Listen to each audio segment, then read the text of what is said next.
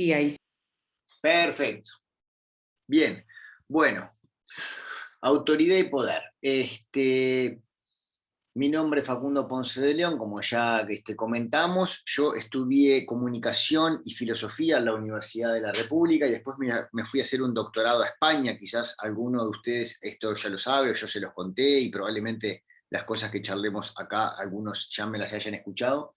Yo gané una beca doctoral para estudiar y entender el concepto de autoridad, porque presenté un proyecto de beca que era entender las conexiones, similitudes y diferencias entre autoridad y poder.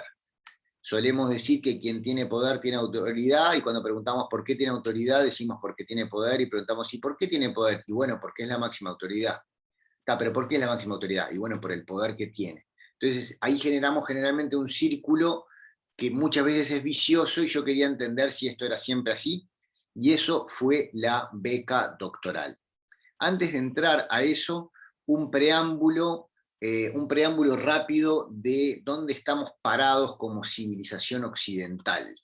Así nomás se los digo. Nosotros, como Occidente, estamos parados en un lugar muy particular que les propongo repasar en máximo 10 minutos. Para empezar ese repaso, lo primero que tenemos que entender es que a nosotros nos preocupan y nos ocupan las mismas cosas hace por lo menos 2700 años. Y cuando digo esto, les pido que se detengan un segundo a pensar qué significa que nos ocupamos de las mismas cosas hace 2700 años, porque estamos todo el tiempo, pensar que hace 5 años no existía WhatsApp, pensar que hace 10 años no había Facebook, pensar que Internet es recién.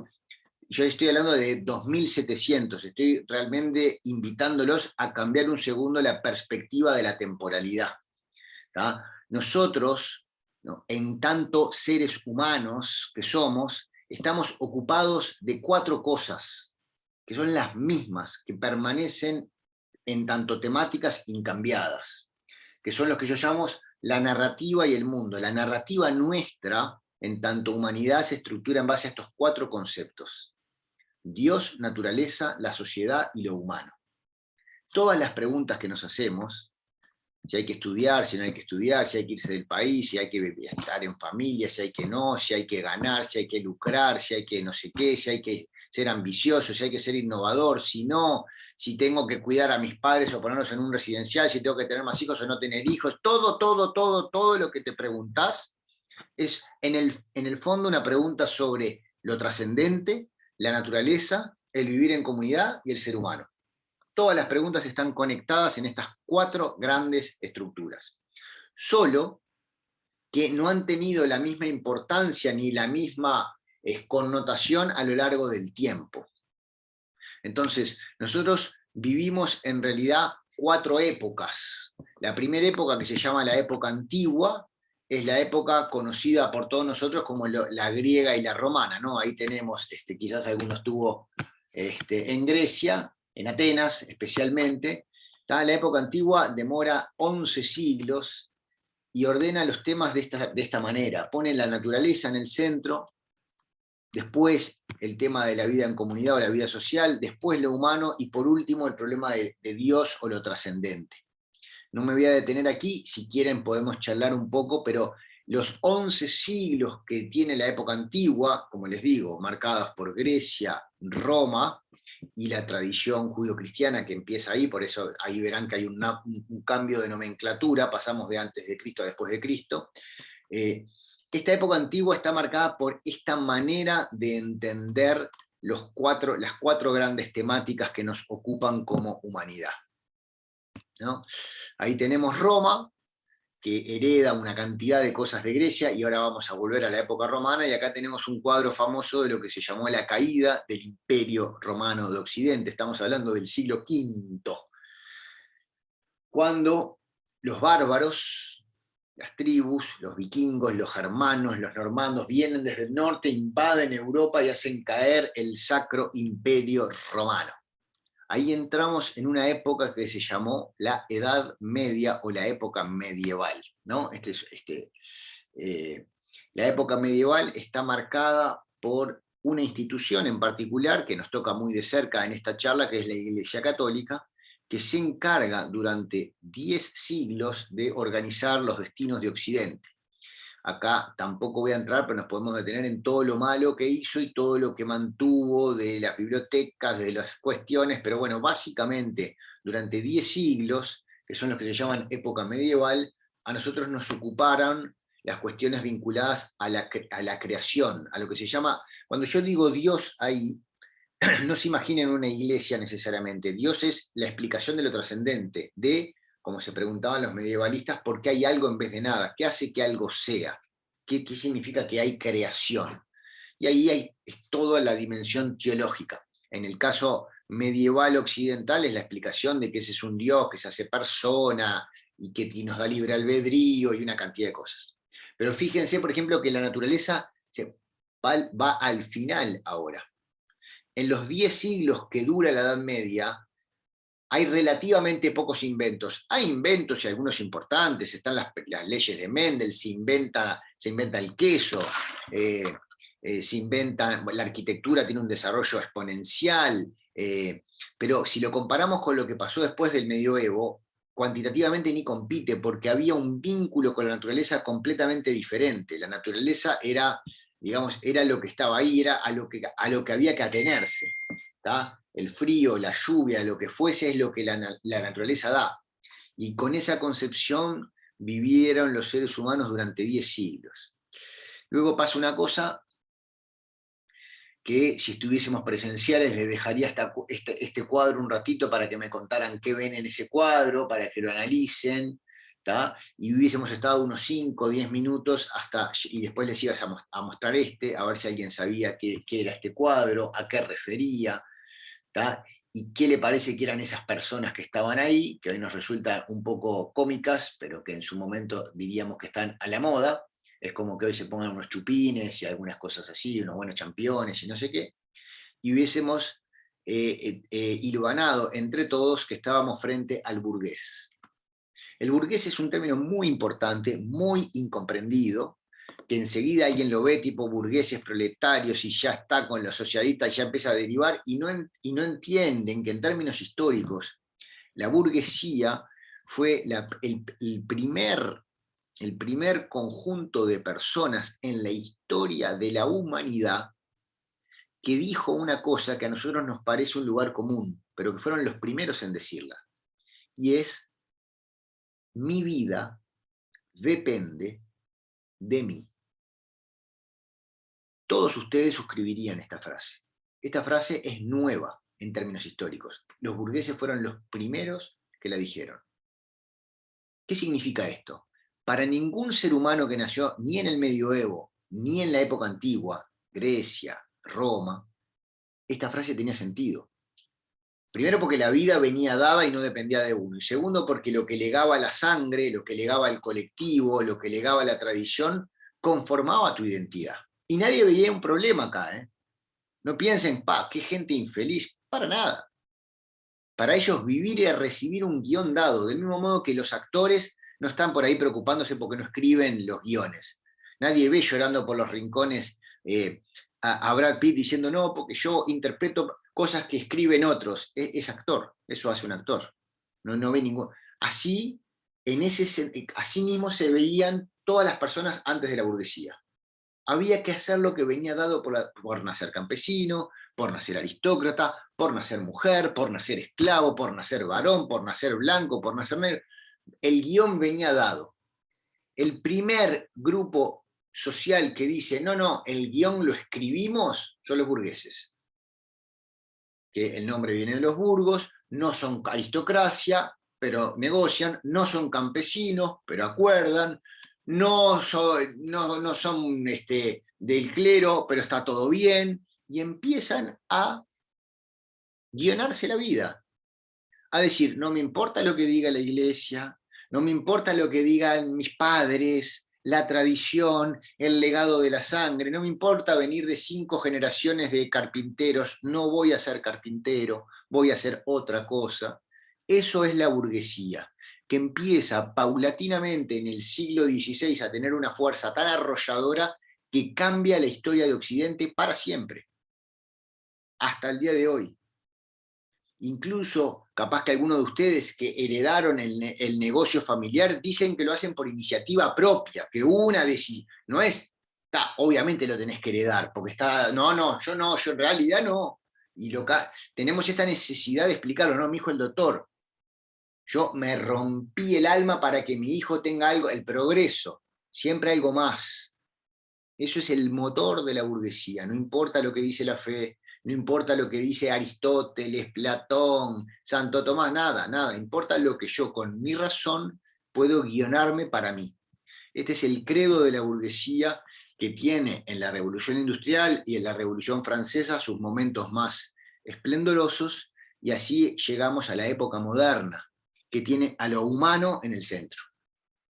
Y enseguida la naturaleza, lo que les decía hace un rato, piensen en todo lo que se inventó del siglo XV hasta ahora, en todo lo que se inventó. No llegamos a la mitad de duración de la época medieval y debemos de haber, yo no lo tengo cuantificado, pero fácil 50 veces más, porque cambió nuestro vínculo con la naturaleza.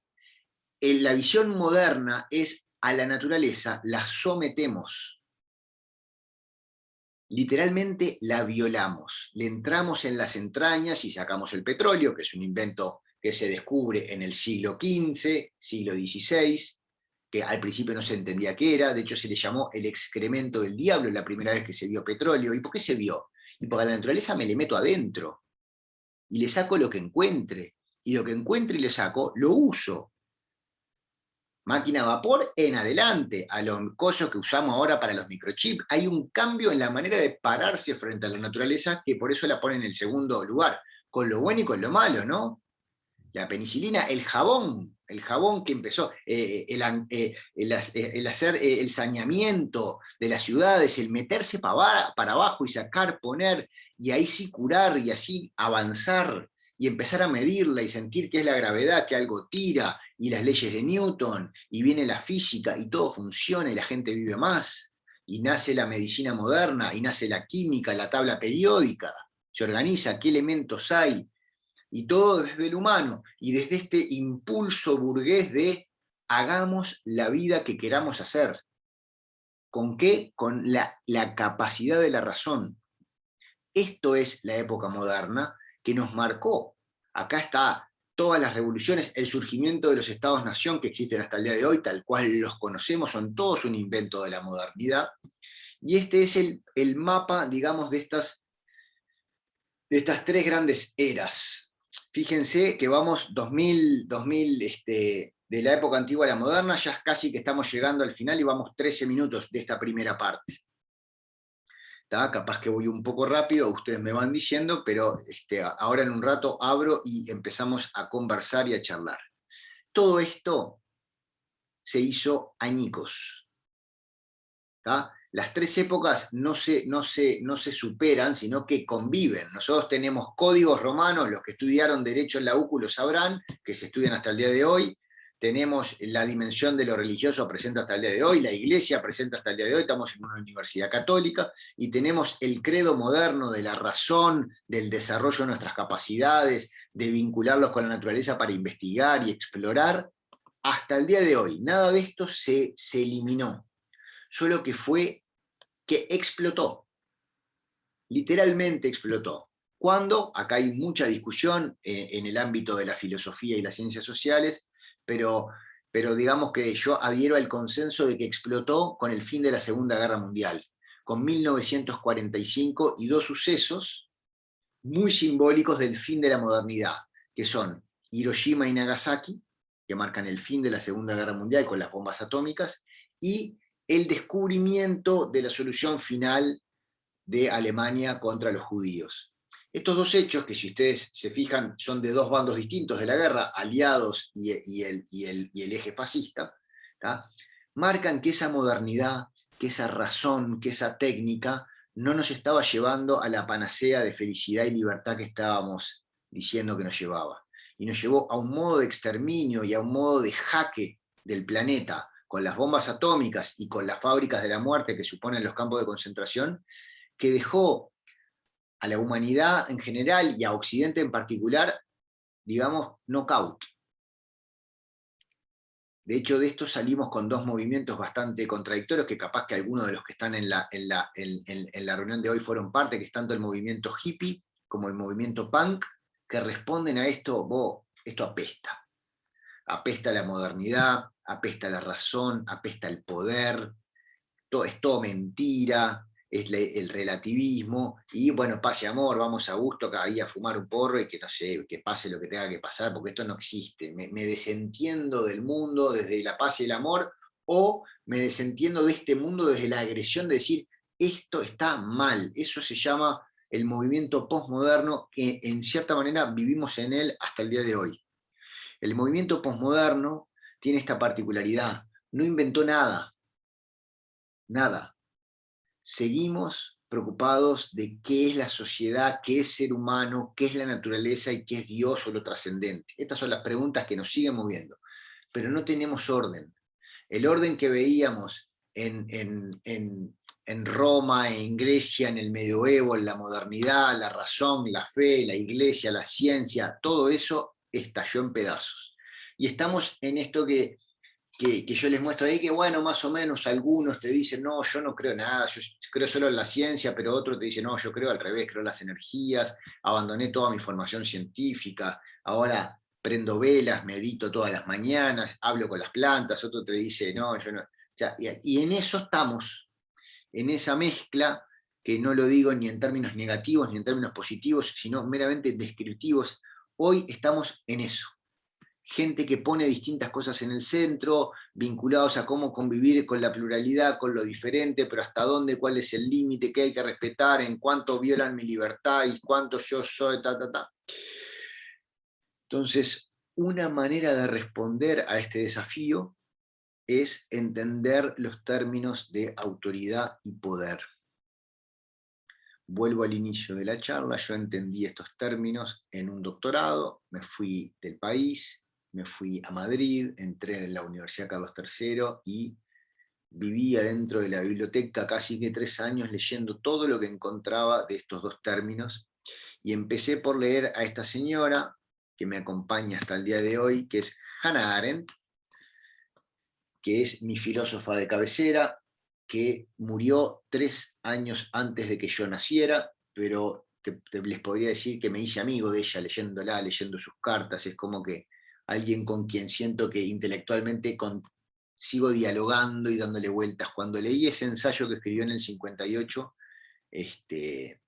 digamos que fue un momento para mí mágico, decir, esta persona está diciendo lo que yo intuyo, lo que yo quiero entender, lo que me parece clave para el mundo que nos toca a nosotros en el siglo XXI.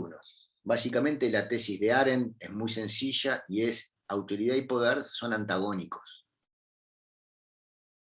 Y la historia de los términos te muestran que son exactamente lo contrario. Entonces, para ello, en este ensayo de 1958, que es un texto menor, probablemente los que ustedes conozcan a Hannah Arendt, la conocen o por Eichmann en Jerusalén, por el problema de que cubrió un juicio en Israel, por la condición humana, por los orígenes del totalitarismo y su denuncia de Hitler y Stalin. Es la primera mujer, el primer intelectual de Occidente que dice: miren que el fenómeno que se vivió en la Unión Soviética y el que se vivió en Alemania es estructuralmente el mismo fenómeno. Eso fue la primera en decirlo, y lo dijo en 1951, 6 años después de terminada la guerra. Bueno, pero este texto, que es un ensayo, es un texto menor en su obra, pero que para mí fue muy importante, donde ella explica por qué autoridad y poder no son lo mismo. Entonces se va al origen, que es romano. En esa época antigua que yo les contaba, en la civilización romana, los romanos se dan cuenta que el modo de convivir, de organizar la vida social, la vida común, y cuando digo organizar la vida común y la vida social, no piensen necesariamente en los partidos y la política, piensen en cómo organizan, cómo viven adentro de sus empresas, si viven en empresas grandes, o cómo son las mecánicas cada vez que entran a un centro comercial o a un espectáculo, cuando se pasean por la ciudad, organizar la vida común en la cual todos estamos inmersos. Los romanos dicen: no todo se explica por la relación de fuerza que establece el poder. Entonces inventan un concepto, que es el de autoridad. Y lo inventan justamente como contraste con todo lo que tiene que ver con el poder. Yo les presento esta tablita, producto de muchos años de estudio, que organiza de alguna manera ese contrapunto. El poder tiene que ver con el espacio, la autoridad tiene que ver con el tiempo. El poder tiene que ver con las órdenes que se tienen que dar. La autoridad tiene que ver con la legitimación que tengan o no esas órdenes. El poder tiene que ver con la capacidad de hacer cosas. De hecho, poder también viene de potencia, de posible. Y la autoridad no hace nada, solo da sentido, si es que da. El poder se da siempre entre vivos, y cuando digo entre vivos, no vivos de avivados, vivos de gente que está viva. Y la autoridad siempre refiere a los muertos. Siempre. El poder tiene que ver con el presente y la autoridad con la tradición y el futuro. Esto de los muertos, ahora lo explico un poco más, pero tiene que ver justamente con esa tradición y futuro. ¿De dónde venimos y hacia dónde vamos? Esas preguntas nunca se pueden responder por poder. Solo se responden por autoridad. El poder tiene que ver con el ser adulto y la autoridad tiene que ver con la ancianidad. De hecho, los romanos inventan una institución para la ancianidad, que es el Senado, que viene de senil. Nadie se ría con cualquier connotación que pueden encontrar hoy con la idea de senil y senado, porque en el fondo para ellos era una gran cuestión que haya un senado que era la gente anciana, que no podía hacer cosas, que no tenía potencia, pero que tenía la capacidad de hilvanar el tiempo y de dar sentido a las cosas que pasaban. Eso es el concepto de autoridad en términos romanos. No los voy a aburrir, así charlamos un rato, pero solo contarles que todas estas palabras que ven acá son las palabras que traducían al español, ¿tá?, la entrada de auctoritas, que es el término latino para referirse a la autoridad. ¿Tá? Fíjense, les voy a poner más de 30 palabras y ninguna es lo que todos nosotros pensamos que son sinónimos de autoridad. No está poder, no está fuerza, no está coacción, no está miedo, no está obligación, no está temor, ¿no? Porque la autoridad, la autoridad, el que manda, no está mando. Fíjense, aumentar, completar, inspirar, influenciar, enaltecer, ensalzar, ejemplificar, promover, sugerir, disponer, consentir, honrar, legitimar. Todos estos términos, todos del español actual, ninguno está en lo que hoy se entiende por autoridad, que es orden, obligación, poder, obediencia. Nada de eso. Es otra cosa la autoridad. La autoridad es aquello que a través de la tradición y la religión aumenta una fundación y da sentido al tiempo. Yo en algunas charlas que voy con... En realidad lo hice en 3 charlas, todas vinculadas al mundo empresarial y todo. Antes de empezar la charla de autoridad les pido que en un papel me digan qué fundarían, si tuvieran que fundar. Pasan cosas interesantes, pero mucha gente dice nada, lo cual está perfecto, porque no tenés por qué fundar nada. Pero si fundás algo, el vínculo de autoridad es toda acción que aumente esa fundación. Y fundar algo no es abro una empresa para ganar dinero, porque ¿qué empresa? ¿Por qué? ¿De qué manera? ¿Cómo? La fundación ya te pone en otra lógica, te obliga a pensar desde otro lugar las cosas. Para los romanos, los hechos de autoridad aumentaban la fundación de Roma. ¿Tá? Una manera de entender esto es, denme un segundito por favor, que tengo un sobrino que debe estar abajo, que le voy a avisar que espere un ratito. Denme un segundo.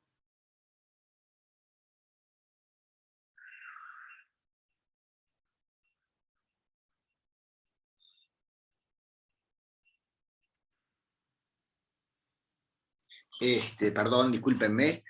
Para los romanos es aumentar la fundación.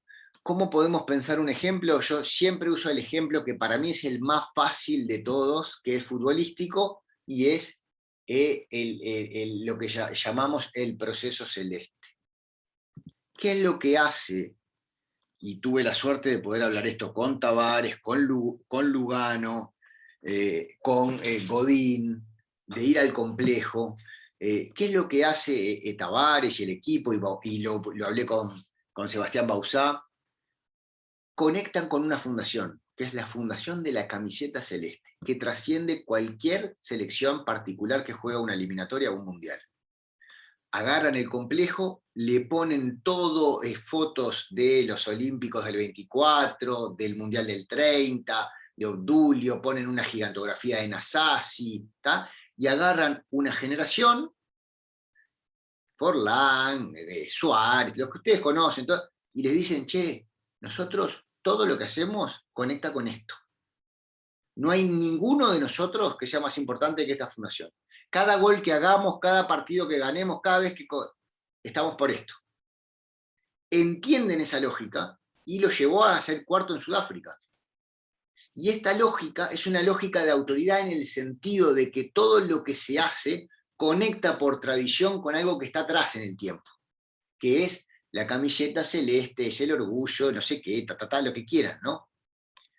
Ese es un ejemplo bastante concreto. Las personas religiosas, católicas, judías, musulmanas, digo, las tres grandes religiones monoteístas, se consideran buenos religiosos en la medida que sus acciones aumentan la fundación, que en su caso es el mensaje que trae la religión. El mensaje de la bondad, el mensaje de la solidaridad, de la obediencia, de la alabanza, de lo que sea. De vuelta, no hay poder, hay conexión con una fundación que está siempre atrás en el tiempo. Y que cuando se hace bien, dicen los romanos, aumenta y hace avanzar.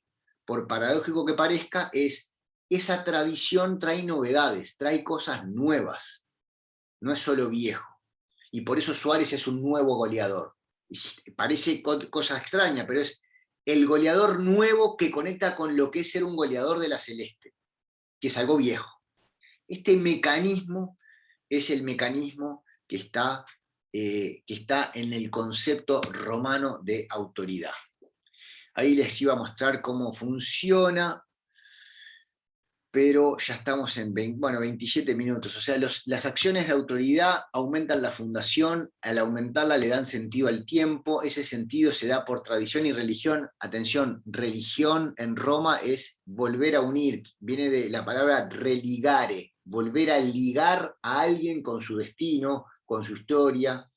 Eso genera responsabilidad y eso genera los hechos de autoridad. Y para eso los romanos siempre hablaron de la virtud de la vejez o la gravitas. La gravitas es el asumir el paso del tiempo, asumir que en esto hay hay una contundencia en la que hay que saber pararse. Este mecanismo que capaz que así parece fácil es muy complejo y sigue siendo, por algo se sigue estudiando estas cosas, o sea, hay algo muy, a diferencia del poder, que vos siempre lo ves, porque ves que está ahí, lo ves a la persona con la investidura que le da el poder, presidente, jefe, ministro, director, decano, rector, gerente, subgerente, son cargos de poder. La autoridad es otra cosa y es complicada y está en este mecanismo que nunca sabes bien cómo funciona.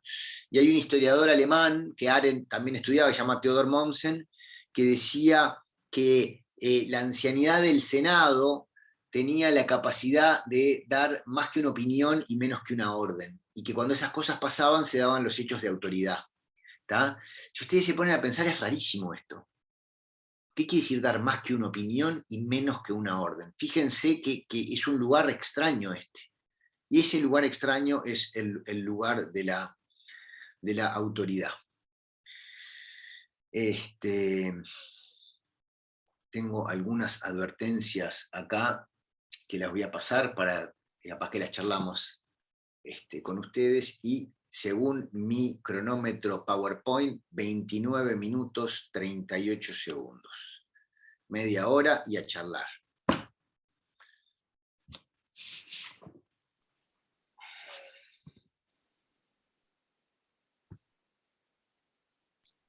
Ferdinando. A mí me surge una pregunta de una frase que nos enseñan desde la escuela, que nos dice el prócer: mi autoridad emana de vosotros y cesa ante vuestra presencia soberana.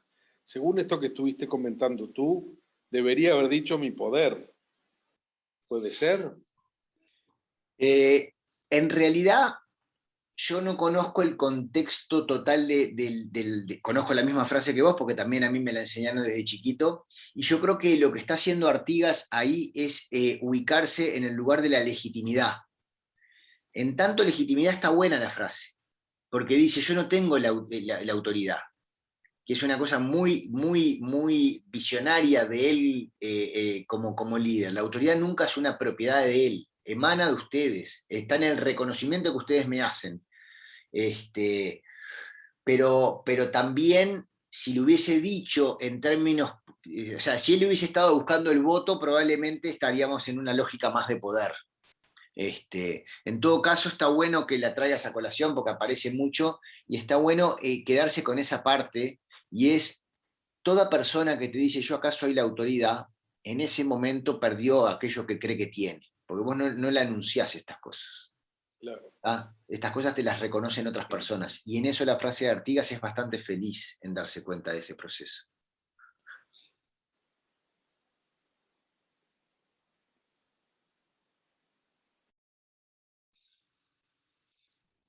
Tenés a Álvaro, Facundo. Perdón, acá, Álvaro, perdón. Hola, ahora sí, ahí sí. Álvaro, ¿cómo ¿Qué andás? tal? Bien. No, solo para aportar ahí un poco el contexto de la frase de Artigas, ¿no? Era cuando en las instrucciones del año 13 tenía que ir el Buenos Aires, contingente claro. a Buenos Aires, y él dice, bueno, no es que yo le esté ordenando hacer esto, sino que son ustedes los que tienen que ir a Buenos Aires, y la autoridad es de ustedes, o sea, vayan de ahí y hagan lo que puedan, más o menos. Buenazo, es En, verdad.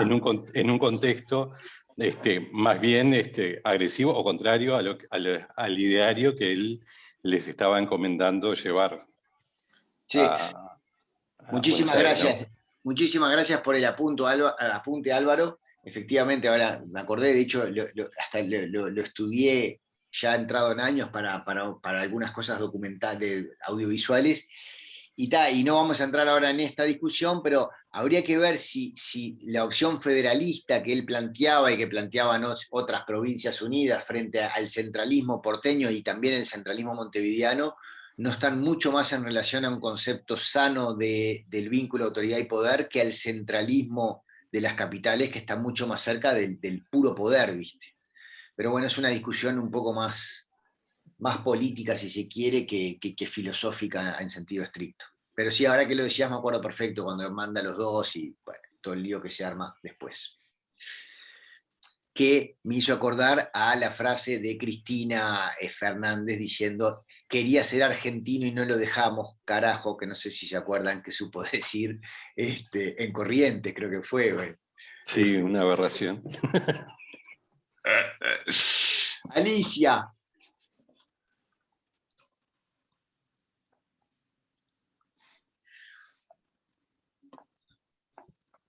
A ver si ahí, Alicia, fíjate si te podés sacar A ver. Ok. Les comentaba que si pudiéramos profundizar un poquito en esta bomba que ha explotado, quienes tenemos unos años ya, había como todo un cierto orden en anteriores generaciones, autoridades aceptadas desde el inicio, el profesor tenía sus funciones, el alumno tenía otras, era incuestionable, no digo que eso fuera bueno ni malo, ¿verdad? Pero bueno, la autoridad de los padres, la autoridad de un montón de cosas. Que estaba unido al poder, me parecía bastante más cercano. Y hoy en día, con esta explosión y que tenemos un lío bastante grande en la cabeza con un montón de cosas, que está bien, que está mal, y está todo entreverado y no hay ningún bando que tenga ni todo bien ni todo mal, en lo que sea, ¿verdad? Ni a nivel futbolístico ni a nivel político, o sea, ahí estamos en el medio de esa bomba, para mi gusto, y como que para barajar de vuelta o no, o entender en el mundo en que vivimos, no sé, eso, la bomba. Interesantísima reflexión, Alicia, y algunos apuntes no para desactivarla, sino para que duela menos la explosión. Primero que esa bomba es de los adultos, no es de ninguna nueva generación. No la inventaron ni los millennials ni los centennials. La inventaron las personas que hoy tenemos entre 40 y 70. Sobre todo los que tienen entre 50 y 70. Son los artífices y los detonadores de la bomba. Esa bomba, en realidad, los que nacen producto de esa bomba son las nuevas generaciones, pero en eso quiero ser categórico. No hay ningún problema con las nuevas generaciones. Las nuevas generaciones son los que han sido siempre las nuevas generaciones.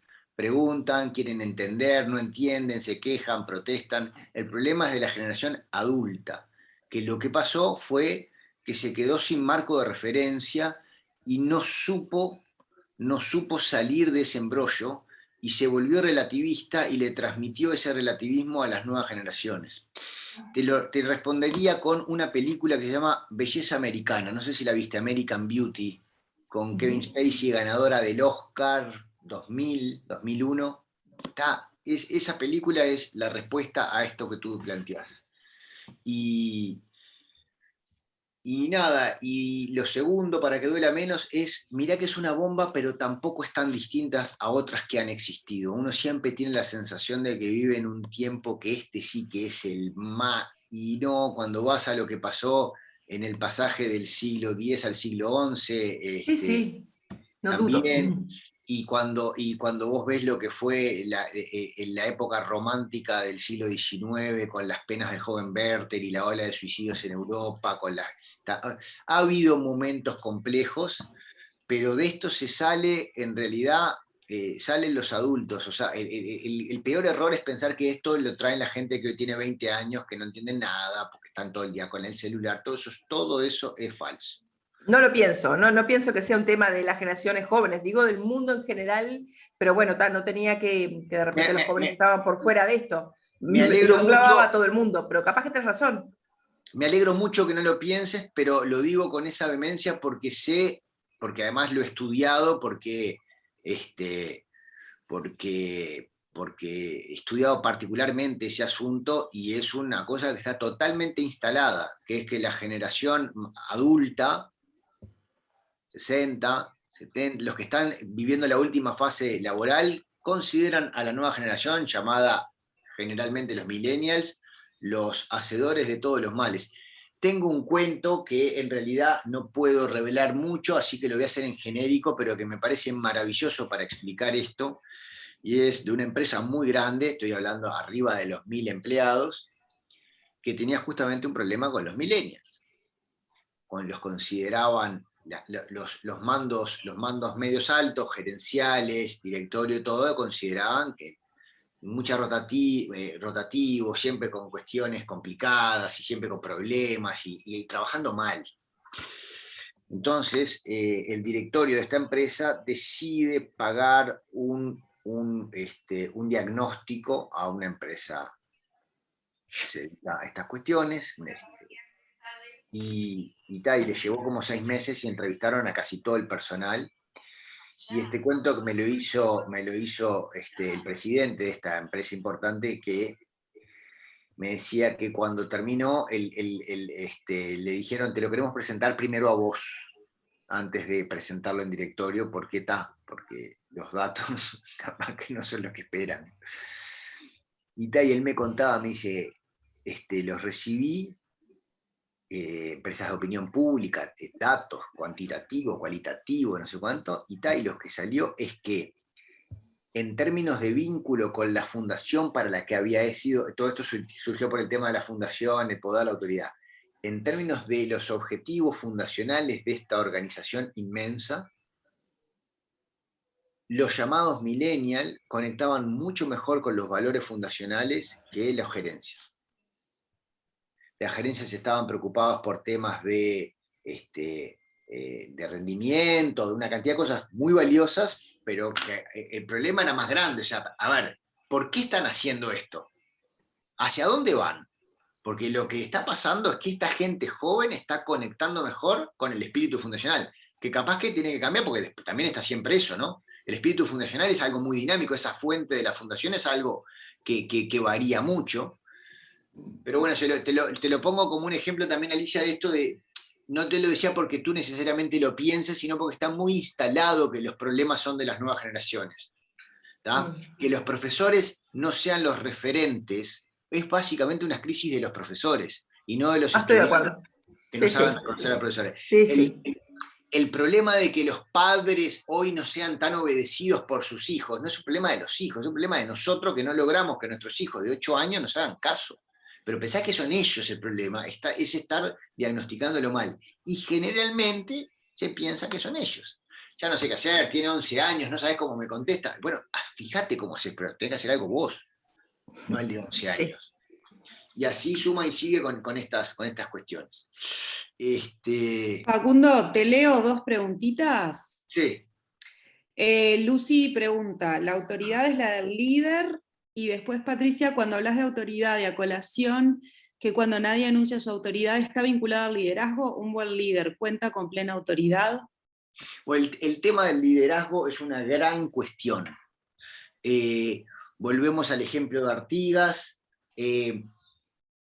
A ver, una cosa, un titular importante. La autoridad no la tiene nadie. No hay ningún líder que tenga autoridad en el sentido de posesión, como un líder puede tener un PhD en gerencia o un líder puede tener 6 libros publicados. Esas cosas se tienen, la autoridad no se tiene. La autoridad se reconoce, la autoridad se construye, la autoridad va y viene. Es evanescente, por eso Mommsen, más que una opinión, menos que una orden, aparece a veces. Sin lugar a dudas, una de las condiciones que hay en un buen liderazgo es la posibilidad de conectar con el sentido de las cosas que se hacen. Entonces, yo más que decir, un buen líder tiene autoridad, diría, un buen líder es aquel que habilita relaciones de autoridad. Las habilita, no la tiene, las habilita, y en la medida que las habilita y funcionan es reconocido por eso. Entonces, en ese sentido, creo que también se respondía a lo segundo que me decías de Patricia, de que no es una cosa que se tiene que estar diciendo mucho, porque en la autoridad, como en otras cosas importantes de la vida, es muy importante otro término que tiene muy mala prensa y que yo defiendo a capa y espada, que es el pudor. Las buenas relaciones de autoridad mantienen un pudor. Son cosas que no se anuncian, que no se dicen todo el tiempo.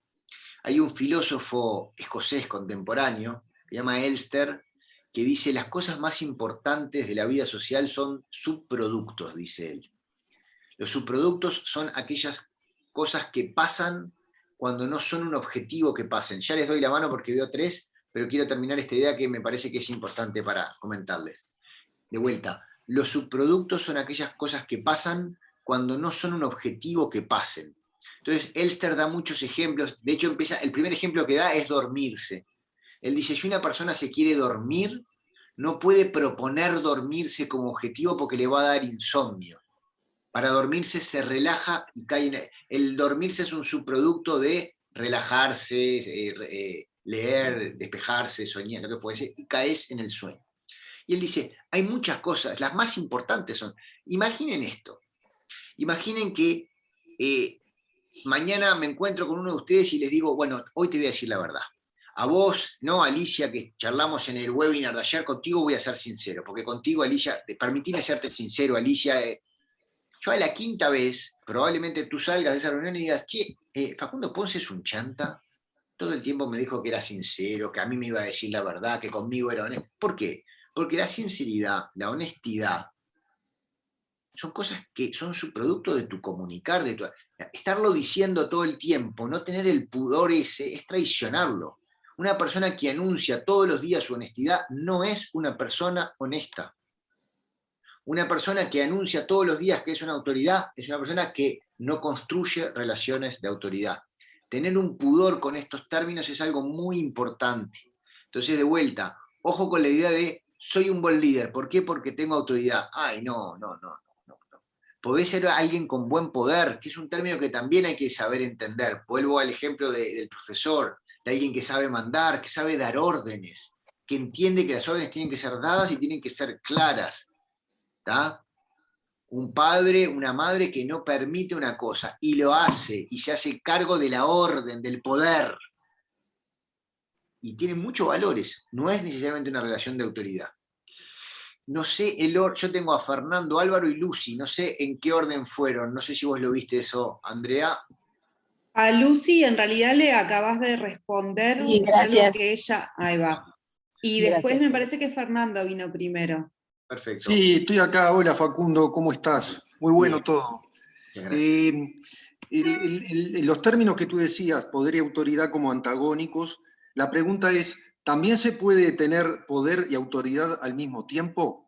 ¿Por qué digo esto? Porque tú citaste, el libro, la filósofa que tú citaste, hablaba, bueno, del tema de los regímenes, del régimen nazi, el régimen soviético, que surgieron de golpe, o sea, en términos de años, en poco tiempo, y generaron un autoritarismo, que se llamó autoritarismo, y un poder al mismo tiempo, que llamó mucho la atención y marcaron toda la historia de la segunda parte del siglo XX, porque eso nos marcó todo lo que vino después. Entonces, esa es la pregunta, ¿no? O sea, ¿se pueden dar al mismo tiempo al ser antagónicos?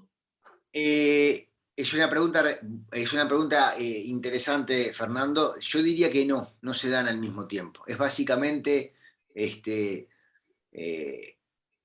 lo cual no significa que una persona no pueda construir los dos tipos de relaciones. El ejemplo que pones de los totalitarismos es interesante porque Arendt, en ese artículo que yo les mencionaba de 1958, la primera frase del artículo es: la autoridad se ha esfumado del mundo moderno. No hay más. El advenimiento de figuras como Hitler y como Stalin, dice ella, son la prueba histórica de que no hay más autoridad, de que hay solo poder. Porque de hecho, la autoridad tiene siempre el mecanismo de la desobediencia como su principal motor. Por eso el Senado es interesante, por eso muchos de nosotros fuimos a hablar con nuestros abuelos antes que con nuestros padres, porque es una cosa distinta a la obediencia, lo que se busca en las relaciones de autoridad. Entonces, los regímenes totalitarios son la prueba de la no compatibilidad de estas dos cosas. Bien. Yo que nada, por eso no me tengo que lavar las manos. Hablando de las nuevas generaciones, se nos coló una en algún micrófono de alguno de ustedes. Creo que ahora es Álvaro, ¿no? Es Álvaro, después antes de Federico te leo otras que tengo acá. Perfecto. Álvaro está silenciado, pero ahí. Ahí está, ahí estoy. No, volviendo un poquito al tema del líder, el poder y la autoridad, digo, en experiencia propia, por ahí decime si estoy bien rumbeado, el líder en sí ejerce autoridad. Entonces, cuando uno quiere implementar un cambio o hacer un cambio donde quiere que todos lo sigan, hay una parte que es la parte de poder y decirle a todos lo que tienen que hacer y darle las órdenes correctas y que todo empiece a funcionar. Y yo creo que la autoridad empieza cuando el líder se retira y eso sigue funcionando. Si no sigue funcionando, entonces no hubo una fundación buena y no hay una autoridad en sí, en esa fundación, para que pueda seguir ese proceso que se inició. Y son cambios que se empiezan y uno viene después de un tiempo y no quedó nada. Quedó abandonado, nadie siguió con eso. Y en cambio, por eso creo que un buen líder sí tiene que poder ejercer el poder, pero también hacer una fundación para que cuando no esté o cuando no tenga que seguir ejerciendo ese poder tácitamente, sino que quede como algo que se tiene que seguir, algo que sea justamente que sea algo de autoridad, que cada uno lo comprenda y lo siga, que ya no necesite tener esa orden. Y eso también extrapolando un poco a la vida familiar con los hijos, que uno puede dar órdenes, pero en un determinado momento tiene que hacer que esa estructura de valores y demás que uno intenta transmitir empiece a tomar vida propia. Y no sé, mi concepto es ese de autoridad, ¿no? De que alguien pueda hacer que las cosas pasen después de dar los lineamientos, que sigan pasando, ya no por una orden, sino porque son adquiridas y hay algo que lo liga, que bueno, que eso es lo que hay que ver cómo hacer esa fundación, como decís tú, de lo que uno quiere que sea, ¿no? Como por ejemplo la estructura de valores o en un cambio en una empresa para que ese cambio siga y no tengamos que estar con los millennials que decirles que están haciendo otra cosa que no es lo que queremos, porque en realidad creo que hay toda una estructura detrás que es la que uno tiene que ir construyendo más allá de las órdenes puntuales para poder llegar a un estadio y decir, bueno, a partir de ahora esto sigue rodando solo, ¿no? Bueno, gracias Álvaro. A ver, ¿cómo comentar tu intervención?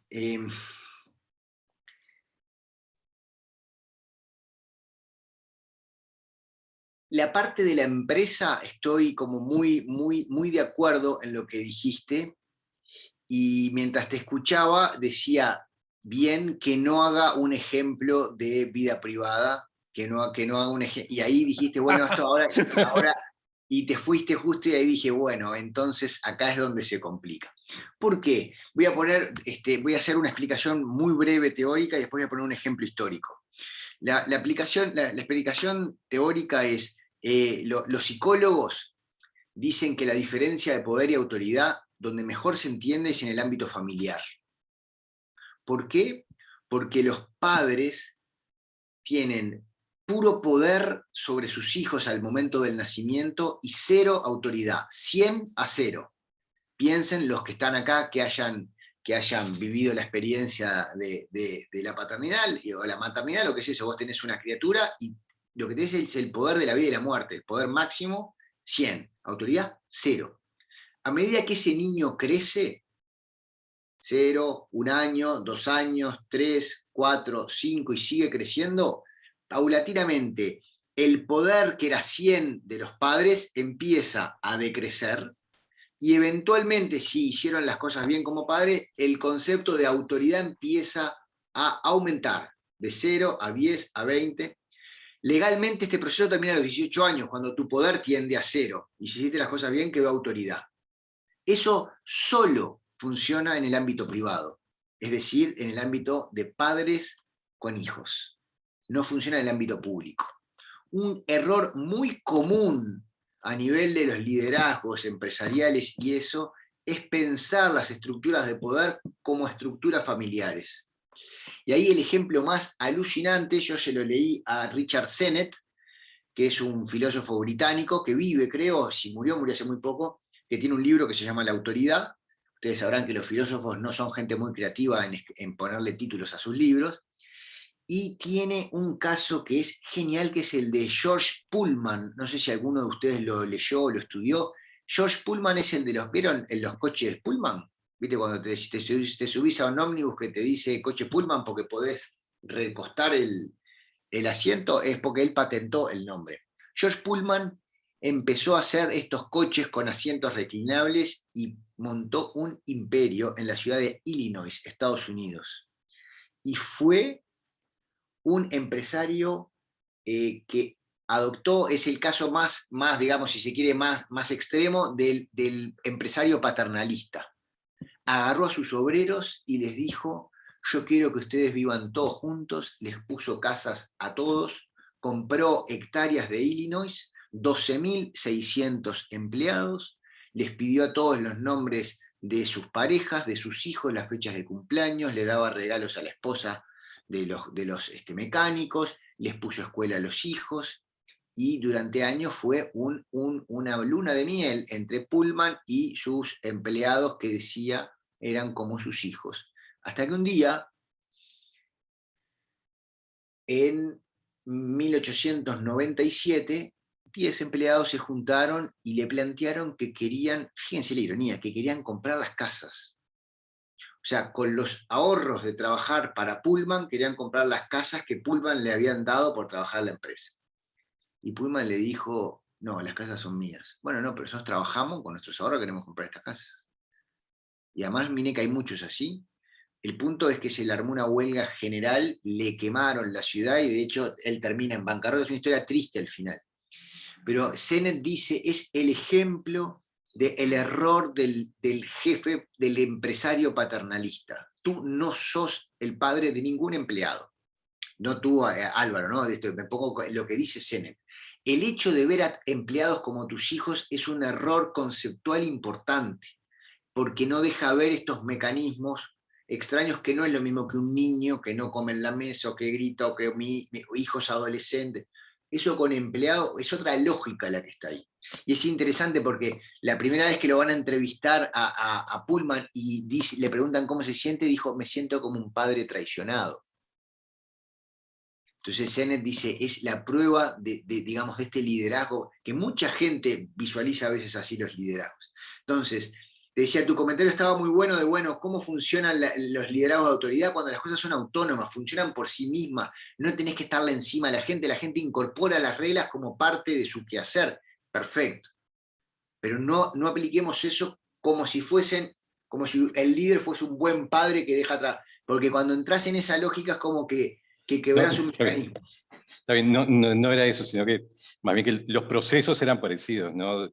Con los hijos también, donde tenés que ejercer muy fuertemente el poder, y después tenés que ver cómo ellos después son autónomos, ¿no? En ese sentido, ¿no?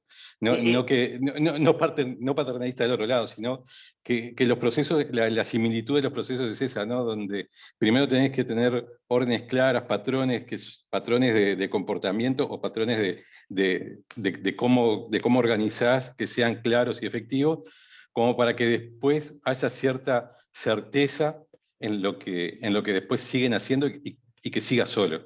Total. Está bien, buena la aclaración, porque en ese matiz sí que hay una estructura de mecanismo parecido. Mostrar las reglas, mostrar de qué va, y después ver cómo cada uno incorpora eso y se vuelve autónomo con eso. En ese sentido sí que está bien. Federico. Facundo, si querés, perdóname, Federico, antes, pero una porque quedó colgada, porque venía de algo anterior, de Alejandro, que te quería hacer un comentario, que decía: en una charla TED hablaste de la educación como puente entre lo público y lo privado, y como el fracaso de esta tiene que ver con el solapamiento de estas esferas. ¿Tiene que ver con esto que decís del pudor?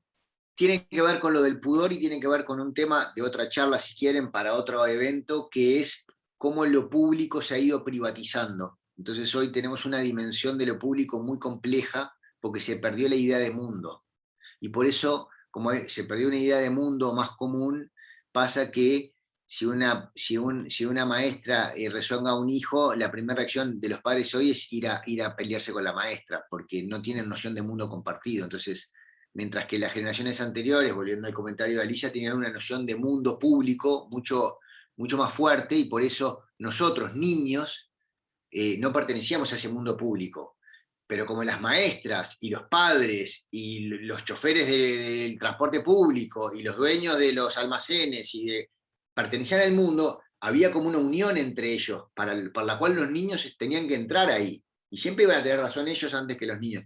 Esa idea de lo público tiene que ver con esta idea de autoridad, pero cuando yo hablo de la crisis de la educación me refiero mucho a esta privatización que ha sufrido el ámbito de lo público. Que esa TED, si la volviera a dar, la daría tan distinta, pero bueno, cosas que pasan. Federico. No, simplemente, primero que nada, agradecerte por la charla, me gustó mucho. La verdad que me hacía mucha ilusión escucharte, porque te sigo bastante y comulgo mucho con tu pensamiento. Así que muchas gracias por tu charla, que la verdad que fue muy enriquecedora, y el título ya me resultó muy atrapante. Una simple reflexión, a ver si entendí lo que querías plantear. El antagonismo entre poder y autoridad se puede ver en algunos presidentes de la República, especialmente latinoamericanos, que acceden al poder o a la presidencia con mucho poder, obviamente, con muchos votos y con mucha autoridad, si se quiere, si están muy respaldados por adherentes, y luego, con el paso del tiempo, mantienen ese poder, pero pierden autoridad de parte de la población.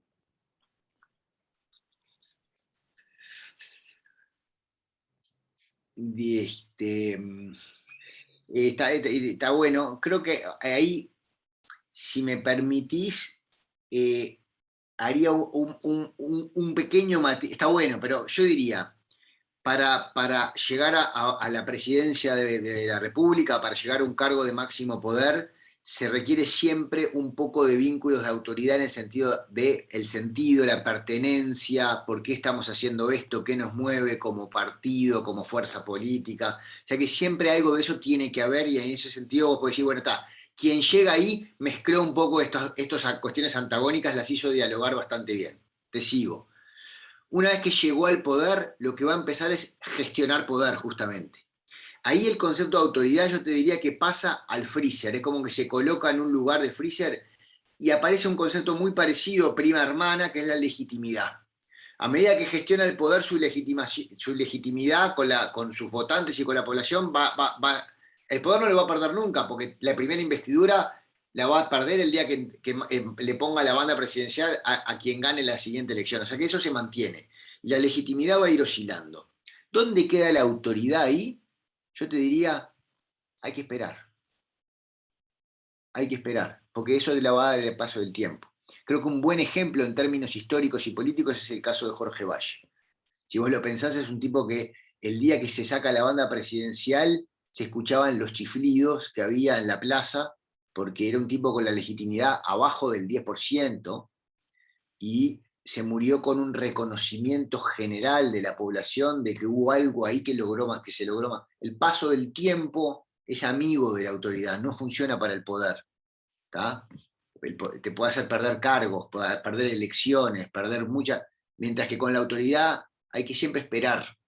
En ese sentido, el régimen norteamericano es un régimen muy sabio. Se puede ser presidente 2 veces y después se es embajador, se es autoridad de los Estados Unidos, de contar esta historia, la historia de esta nación, la historia de esta América, porque para ellos América son ellos, y es muy interesante cómo le quitan el poder. No puede, o sea, Barack Obama no va a poder ser nunca más presidente de Estados Unidos, capaz que vive 30 años más. Miren el caso de Jimmy Carter, y capaz que terminó la presidencia con legitimidad baja, y gestionó, pero los ponen en ese otro lugar, que es el lugar del Senado romano. Entonces ahí creo que unir la legitimidad te puede ayudar a terminar de iluminar la idea, pero está bien rumbeada esa idea. Sí. Facundo, si te parece, vamos con la última. Sí. Jorge, que te pregunta, autoridad asociada a conocimiento y sabiduría. Sí, autoridad está asociado a conocimiento, sobre todo a sabiduría, porque no sé si vieron, si alguien prestó atención a la primer foto que yo, está bueno que sea esta la última pregunta, porque, ¿quién me dijiste que la hizo? Jorge, que está Jorge. por ahí. Bueno, gracias, Jorge. Casi siempre pensamos que la sabiduría tiene que ver con el saber, y el saber con el conocimiento. De hecho, la pregunta me dice sabiduría y conocimiento. Y en realidad, si ustedes ven la primera foto que yo pongo, son cucharas, no sé si prestaron atención, cucharas con pimienta, cucharas con sal, cucharas, porque la sabiduría, ¿tá?, tiene que ver con el sabor, no con el saber. Sabio es aquel que sabe a qué saben todas las cosas. Entonces, esto pone a la sabiduría en un lugar diferente al conocimiento. Si la sabiduría estuviese emparentada con el conocimiento, la vida humana sería mucho más fácil, porque el gerente general, que además es doctor en negocios con una mención de honor en la UQBS, sería un genio, porque debería tener los conocimientos para ser el mejor gerente general, y podría ser un desastre, porque la sabiduría es algo más que conocer y que saber. Es el sabor es experiencia, el sabor, nunca sabemos a qué saben las cosas, nunca, y cómo saber de sabores, sabiendo, y cómo se sabe, probando, y cómo se prueba, viajando, y ahí ves que no, el curry, ¿qué curry? ¿Cuál? ¿El qué? ¿El que tiene más qué? No, porque en realidad, fíjate que en realidad está la India del Norte y el Sur, y hablemos, ¿no?, el chimichurri con ajo, ¿cómo ajo? No, porque fíjate, entra en cualquier dimensión y lo gastronómico en este sentido, lo gastronómico de que abre mundo, ahí hay cultura, ahí hay saber, ahí hay tradición, ahí hay recetas, maneras, de cocinar, de hacer, del punto, de esto, que no, que las pascualinas judías que vienen de Italia, sabor, las probás, no, la cebolla no, con espinaca no, solo acelga, no. Y entra en cualquiera que entres, ahí entraste en el terreno de la sabiduría, porque se pierde, mientras que el conocimiento se ordena. Somos licenciados, somos magísteres, hacemos posgrados, somos doctores, ordenamos el conocimiento. La sabiduría está desparramada todo el tiempo. Y por eso vos puede ser que mañana te vas de vacaciones porque estás cansado de Montevideo, del trabajo, y te vas al medio de una estancia turística que te recomendaron y te pones a hablar con el paisano que ordeña para la estancia turística y te da una lección de vida. Y literalmente te la da. Porque te dice cosas que decís, este ejemplo no lo estoy inventando porque sí, hay un filósofo español que tiene un libro que justamente se pregunta qué es tener experiencia de la vida. Es un filósofo, ¿no? Julián Marías. Dice, porque a mí me pasa que él era el catedrático de la Universidad Complutense de Madrid, el primer discípulo de Ortega y Gasset. Y él decía, ¿por qué me pasa que yo a veces me voy a Castilla-La Mancha y hablo como una campesina perdida y me parece que entiende todo? Todo de lo que va a la vida. Y se pregunta por eso. Y entonces ahí vuelvo a esta idea de ojo con la sabiduría como un conocimiento que se tiene, como un cargo que se ostenta. No. Parecido a la autoridad, y por eso están emparentadas, la sabiduría es saber llevar adelante una experiencia vital. Aprender a saborear cosas que la vida te va dando, ¿no? Y la comida es como un lugar interesante porque es esta cosa casi tendiente al infinito. No conozco de fainá. ¿De qué? La farinata, la que se inventa en Génova, que no es la misma de acá, porque el garbanzo, ojo, o piensen en los vinos, en cualquier cosa, van a ver cómo abre una cantidad de temáticas. Bueno.